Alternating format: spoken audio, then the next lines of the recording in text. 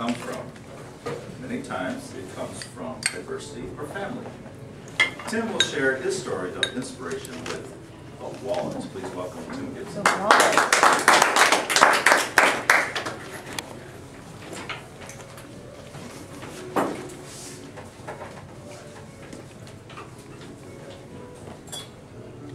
I believe everyone has a favorite story from their school years.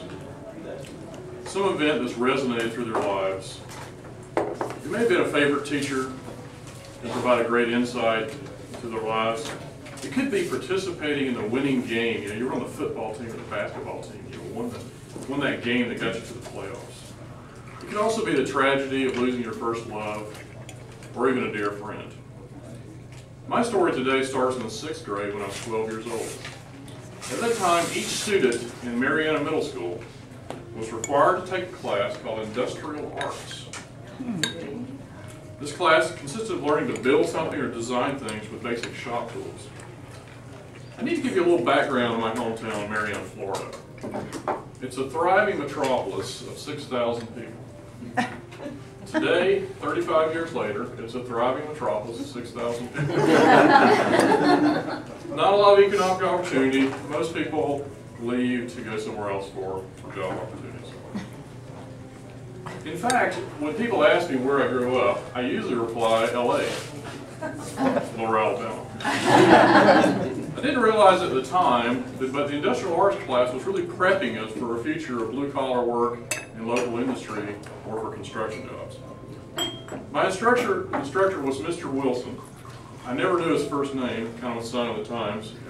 Children did not refer to adults by their first name.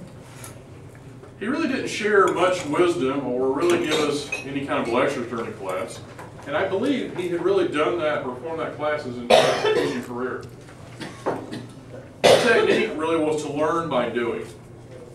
He kept us from cutting off our fingers in the table saw or really injuring ourselves with anything else in the shop class. I didn't like this class very much at first. I had never had an opportunity really to use much tools or to build anything. We started out really in the beginning by learning to mix concrete. Pretty simple task. Concrete mix, sand, aggregate, stir it, which is really hard for children to do. And then we pour it into forms and make different things, like you see concrete animals, or in our case, a lot of flower pots or flower urns. My mom still has 2 of these even today, where they don't decay. We learned to make string art, cut wood, carve wood, and many other involute crafts. One part of the class, we learned how to tool leather. Now, the simplest of the leather projects was to make a belt. And you've seen these leather belts, I'm sure, with people's names on them. And at the time, the style, this was very much in fashion at the time, was for guys to wear large belt buckles, metal belt buckles, depicting usually some kind of hunting scene or something to do with NASCAR. And the trick of it, the interesting thing is that the belts, you could transfer the belt buckle to different belts. Or you could have multiple belt buckles. One of the advanced projects, though, with leather making was to create a leather wallet from a kit of parts. Not only did you have to tool the leather, I don't know if any of you have ever done this technique, but it's a lot of stamping. You wet the leather, you stamp it, and sometimes you can color it.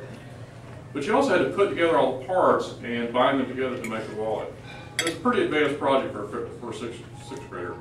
Mr. Wilson, like most teachers, purchased these kits with his own money for the class. He told everyone before he started, you had a choice. You could buy the wallet at the end of the project, or he would have to sell it to one of your classmates because he had to buy kits for the next class. I decided this was a project for me. This looked like I could really get into this thing. So I spent several weeks tooling the leather and constructing the wallet. In the beginning, I had really no intention of buying the wallet. I was simply into it for the project. But as time went by, I came to realize that I was starting to take a lot of pride in the wallet and really started to enjoy what I was doing. Finally, the day came when the project was finished. Mr. Wilson asked me if I wanted to buy the wallet for the sum total of $8. Wow. Doesn't sound like a lot of money, but in 1974, that was a lot of money for a 6th grader. Yeah. And I guess today you probably translate that in probably $35, $36. I didn't realize it until that moment, but I really won the wallet for myself. I also realized I didn't have $8. Mr. Wilson told me to think about it for a day, but let him know because he had to do something with the wallet, had to get another kit. I guess today most kids will simply go home and say, ask mom and dad, can I have the $8? Unfortunately, at the time, I realized, although my mother never said anything about it, we were really having a hard time. Money wasn't there. So I did not ask my mother for the money. I just went back to school the next day and I told Mr. Wilson that I wasn't going to buy it. Now he knew I'd worked on this for a very long time. He looked at me very hard in the eye. He said, are you sure? I said, yes, I'm sure. And he just looked at me, and I think he knew what the issue was. And he just kind of nodded, patted me on the shoulder. And of course he went on to sell the wallet. And this was really Mr. Wilson's way of educating people, I thought. Because what we were doing was learning to do things on our own with our own hands. We were creating things. And there was a lesson there. And he was very good at teaching us lessons.